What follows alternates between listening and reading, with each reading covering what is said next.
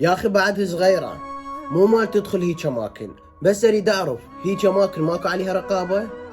لو ساد عيون هالرقابة، مو المفروض عندنا رقابة على هيج اماكن بالذات بهذا العمر؟ ما يصير تدخل هيج اماكن.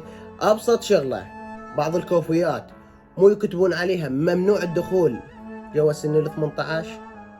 هاي الاماكن ليش ما تكتبون عليها هاي السالفة وممنوع اي ابو نادي ليلي بهذا العمر يجيبهن للنادي؟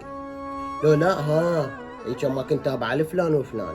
وارجع واقول لكم انا مو ضد هاي الاماكن، انا لا، بس ضد الاماكن اللي تجيب بنات صغار.